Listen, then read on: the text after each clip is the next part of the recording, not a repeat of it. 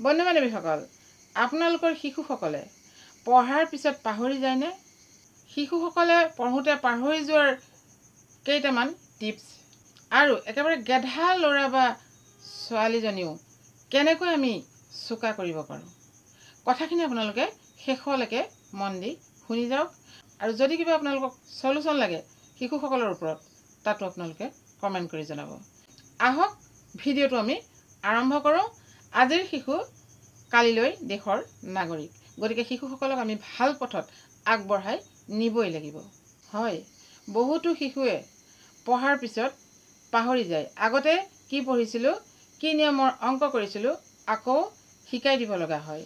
তেনেকৈ যদি একেখিনিকে কৰি থকা হয়, তেতিয়া আমি পিছৰখিনিলৈ যাবলৈ অলপ অসুবিধা হয়, যিহেতু বছৰটোত গোটেই কিতাপখনেই আমি শেষ কৰিব লাগিব। আগৰখিনি পঢ়ি অহাখিনি পাহৰি গ'লে কিন্তু নহ'ব। তেতিয়াহ'লে সেইখিনি মনত ৰখাৰ কি উপায় আছে? যেতিয়া আমি এটা লেচন পঢ়িম, লেচনটোৰ মাজৰ প্ৰশ্নখিনি যেতিয়া কৰিম, সেই লেচনটো আমি সাধুৰ আকাৰত জানিব লাগিব। প্ৰথম কথা, ছাপ'জ এটা ইংলিছ লেচন লাইন বাই লাইন আপুনি পঢ়ি গ'ল, শিশুসকলক মিনিং কৈ গ'ল, তাৰপিছত কুৱেশ্যন এনচাৰ। এনেদৰে শিশুসকলৰ সকলোৰে মনত নৰবও পাৰে। সেই লেচনটো সাধুৰ আকাৰত শিশুসকলক কৈ লওক। সেই সাধুটো তেওঁলোকে শুনিও ভাল পালে, অসমীয়াত সাধুটো মনতো ৰ'ল। মই ইংলিছ মিডিয়ামৰ কথা কোৱা নাই। তাৰপিছত তাতে কিছুমান অসমীয়া প্ৰশ্ন কৰক। এতিয়া আপুনি নিশ্চয় ল'ৰাটোক ইংলিছৰ গ্ৰামাৰ শিকাইছে, গ্ৰামাৰ মতে সেই প্ৰশ্নখিনি বনাওক। তেতিয়া অসমীয়াত ল'ৰাটোৱে সেই প্ৰশ্নটোৰ উত্তৰ নিশ্চয় দিব পাৰিব। তেতিয়া সেই উত্তৰটো আপুনি ইংলিছৰ গ্ৰামাৰ শিকাই থৈছে, সেইধৰণে বনাওক। তেনেকৈ আপুনি দুদিনমান শিশুসকলক যত্ন কৰিব লাগিব। তাৰপিছত সেই শিশুসকলে সেই প্ৰশ্নৰ উত্তৰখিনি নিজে নিজেই কৰিব পৰা হ'ব। প্ৰথম মই ইংলিছৰ কথাটো কৈ লৈছোঁ, পাহৰাৰ কথাটো মই কৈ আছোঁ।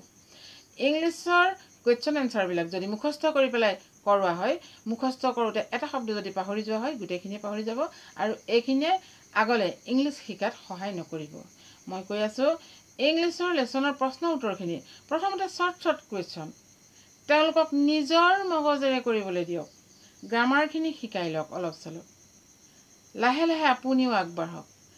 চাব, শিশুটোৱে পিছত গৈ ইংলিছৰ ডাঙৰ ডাঙৰ কুৱেশ্যন এনচাৰবিলাক নিজে কৰিব পৰা হ'বগৈ। কিতাপখন চাব মাজে মাজে, কিন্তু নিজে কৰিব পৰা হ'বগৈ। এনেকৈ যাওঁতে যাওঁতে আপোনাৰ শিশুটোৱে ইংলিছৰ লেচনৰ কুৱেশ্যন এনচাৰ কেতিয়াও মুখস্থ কৰিব নালাগে। দ্বিতীয়তে গ্ৰামাৰখিনি ধুনীয়াকৈ কৰিব পাৰিব আৰু ইংলিছটো তেওঁৰ মনত ইজি হৈ পৰিব। দ্বিতীয়তে মই কৈছোঁ, অংক বিষয়টো বহুতো শিশুৱে বেয়া পায়। পাহৰা কথাটো মই কৈ গৈ আছোঁ, ৰ'ব। অংক বিষয়টোৰ কথাটো কওঁ। অংক বহুতেই বেয়া পায়। যেতিয়া অংক বেয়া পায়, তাক ভাল পোৱা আমি কৰিব লাগিব। আপুনি অংক লেচনটোৰ প্ৰথমটো যেতিয়া শিশুটোক শিকালে, স্কুলততো শিকাবই, মই ঘৰৰ কথা কৈছোঁ।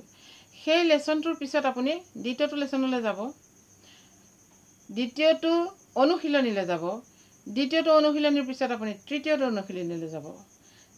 কিন্তু সেই তৃতীয় অনুশীলনী কৰাৰ আগত আপুনি দ্বিতীয় অনুশীলনীৰ এটা প্ৰশ্ন দি ল'ব লাগিব বা এটা অংক দি ল'ব লাগিব, আৰু তাৰ আগত থকা প্ৰথম অনুশীলনীটোৰ আপুনি দুটা হ'লেও অংক দি ল'ব লাগিব প্ৰত্যেক দিনে। নাভাবিব কৰিলোঁ এৰি গ'লোঁ, পিছলৈ আগবাঢ়ি যাওঁ। শিশুৰ ক্ষেত্ৰত, সকলো শিশুৰ ক্ষেত্ৰতে সেইটো নহ'বও পাৰে। গতিকে একো দেৰি হোৱা নাই, প্ৰথম বহোঁতেই অংকৰ প্ৰতিটো লেচনৰ এৰি থৈ অহাৰ এটা এটা নিয়মৰ অংক সদায়েই কৰাই লওকচোন। তাৰপিছত পিছৰ লেচনটো আৰম্ভ কৰক। প্ৰত্যেক দিনে তেনেকৈ যাওক।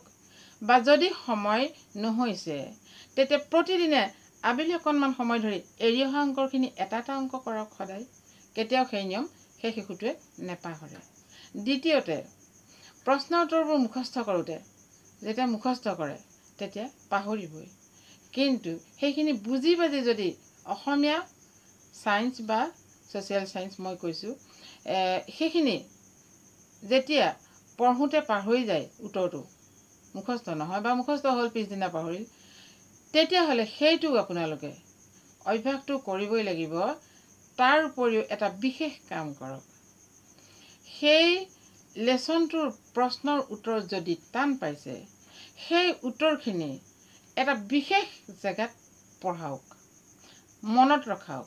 সেই জেগাডোখৰ কিন্তু এইখিনি কিতাপ পঢ়াৰ জেগাত নহ'ব, যিহেতু সেই লেচনটো সেই শিশুটোৰ কাৰণে অলপ টান, মুখস্থ কৰোঁতে টান পাইছে।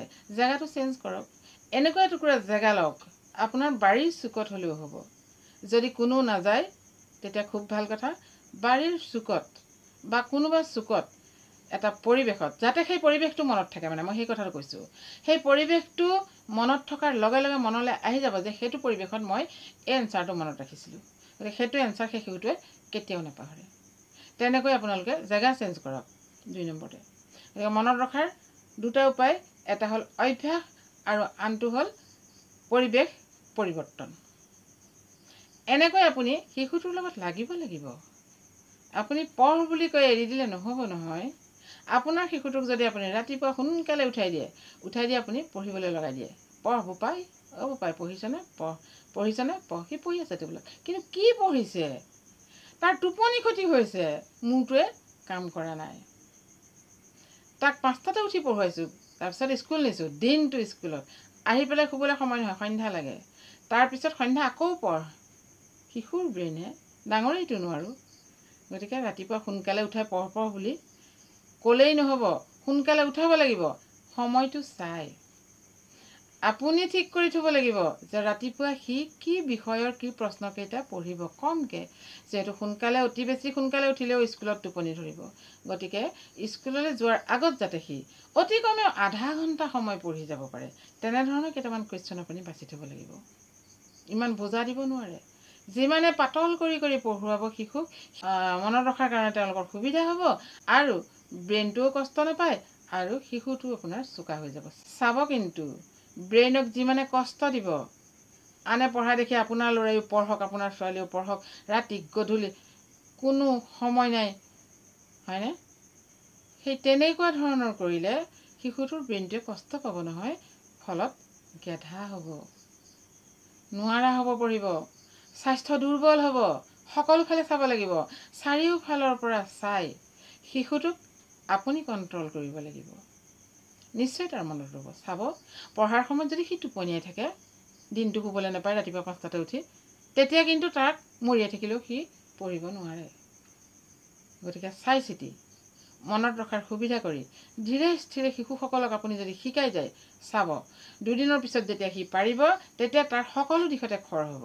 সি নিজেই ছাবজেক্টবিলাক খৰকৈ নিব পাৰিব আৰু তাৰ স্মৃতিশক্তিও বাঢ়ি যাব। ওপৰা ওপৰি নকৰিব। এইখিনিতে আৰু এটা কথা কওঁ, আপোনাৰ শিশুটোৰ কাৰণে আপুনি অভিজ্ঞ ব্যক্তিৰ লগত কথা পাতিব লাগিব। অভিজ্ঞ ব্যক্তিয়ে আপোনাক সুপথ দিবই।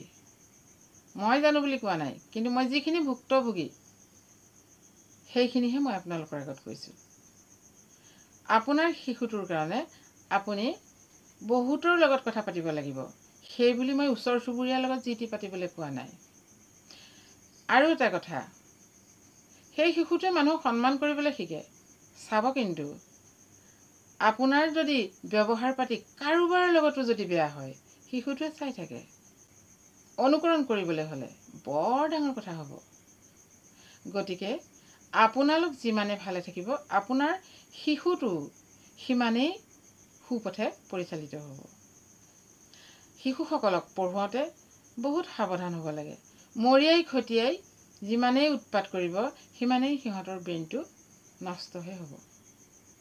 উঠাব লাগিব সোনকালে, কিন্তু চাব লাগিব যাতে তাৰ টোপনিও ক্ষতি নহয়, তাৰ ব্ৰেইনটোও কষ্ট নাপায়। সকলো ফালৰ পৰা চাব লাগিব। কিনাৰৰ শিশুটোৱে 4টাতে উঠি পঢ়িছে, তইও উঠ, তই 3টাতে উঠি পঢ়। সেই জেদটো নধৰিব। সেইটো জেদ ধৰিব কেতিয়া? যেতিয়া ক্লাছ 9 পাবগৈ। 8তো নহয়, 8ত আপুনি তাৰ কামখিনি সম্পূৰ্ণ কৰক। প্ৰতিটো বিষয় ধুনীয়াকৈ নি থাকক। আপুনি নোৱাৰে, আপুনি শিক্ষকৰ লগত আলোচনা কৰক। আপোনাৰ শিশুটোৰ কাৰণে আপোনাৰ শিক্ষকৰ লগত অনবৰতে আপুনি যোগাযোগ ৰাখক। আপোনাৰ শিশু শিক্ষকে বনাবই। আপুনি পঢ়া শুনা কৰিব নালাগে, আপোনাৰ পইচাও নালাগে টিউশ্যন দিবলৈ, পইচা নাই। স্কুলৰ লগত আপুনি যোগাযোগ ৰাখক। কেতিয়াও শিক্ষকে আপোনাৰ শিশু এৰি নিদিয়ে। চাব কিন্তু যদি কয় শিক্ষকে মোৰ ল'ৰাৰ বহি চোৱা নাই, শিক্ষকে হোমৱৰ্ক দিয়া নাই, শিক্ষকে মোৰ ল'ৰাটোৰ খবৰ কৰা নাই, আপুনি আগবাঢ়ক। আপোনাৰ ল'ৰাটোহে দি থৈছে স্কুলত। আপুনি শিক্ষকৰ ওচৰত গৈ কওক। প্ৰথম দিনা ক'লে যদি একো উত্তৰ নাপায় আকৌ যাওক দ্বিতীয় দিনা। কোনেও বেয়া নাপায় আপোনাক। সেইখন স্কুলৰ সকলো শিক্ষকে সোধক এখেত সদায় কিয় আহিছে। নিশ্চয় কথাটো গুৰুত্বপূৰ্ণ হ'ব। চাব লাহে লাহে আপোনাক মাতিবহে স্কুললৈ আৰু আপোনাৰ সেই একেবাৰে ছিংগুল মাৰ্ক পোৱাৰ ল'ৰাটো কিন্তু হাইচ মাৰ্ক পাবলৈ সক্ষম হ'ব। যদি আপোনালোকে আৰু জানিব বিচাৰে মোৰ চেনেলটো ছাবস্ক্ৰাইব কৰক। মই আপোনালোকক ইয়াৰ বিষয়ে বিভিন্ন ধৰণৰ মতামত দি যাবলৈ সাজু আছোঁ, যিহেতু মই এগৰাকী অভিজ্ঞ আৰু ভুক্তভোগী অভিভাৱক। বহুতো স্কুল কলেজৰ লগত মই শিশুসকলৰ বিষয়ে আলোচনা কৰি আহি আজি এই পৰ্যায় পাইছোঁহি। গতিকে দস্তুমত কথাখিনি মই ক'ব পৰাৰ মোৰ শক্তি আছে। মই যিহেতু মুখামুখি হৈ আহিছোঁ সেই পৰিৱেশবোৰৰ। গতিকে আপোনালোকক মই সকলোখিনি জনাই যাম, কাৰণ এতিয়া যুগৰ শিশুসকলৰ কাৰণে যি ক'ব লাগে, যি কৰিব লাগে মই সেইখিনি কৰি আছোঁ, কৰি যাম। সকলো মাক দেউতাকেই বিচাৰে নিজৰ শিশুটো ভাল হওক, কিন্তু চাব তাৰ মাজতেই কিছুমান আছে সেইসকলে কিন্তু শিশুটো বেয়াই হওক লাগে তথাপিতো আনৰ কথা নুশুনে। মোৰ শিশু বেয়া হ'ল, মোৰ ল'ৰা বেয়া হ'ল, মোৰ ছোৱালী বেয়া হ'ল, তোমাৰ ক'বলৈ কি হ'ল, তুমি কোন? হ'ব যেনেকেই খাই খাব। তেনেকুৱা ধৰণৰ মাক বাপেকো আছে কিন্তু এই সমাজত, নাই বুলি নাভাবিব। আৰু সেইবিলাক কেনেকুৱা ধৰণৰ নাজানো, কি হয়গৈ নাজানো, পিছতহে গম পাম। কিন্তু আমি বহুত কৰিলোঁ, এতিয়া ক'ব পৰা হ'লোঁ আৰু। ঠিক আছে, ভিডিঅ'টো কেনে পালে জনাব। আপোনালোকে কমেণ্ট বক্সত লিখিব। কিবা যদি দৰকাৰ হয় প্ৰশ্নৰ উত্তৰ এই বিষয়ৰ ওপৰত মই আপোনালোকক নিশ্চয় জনাম। ধন্যবাদ।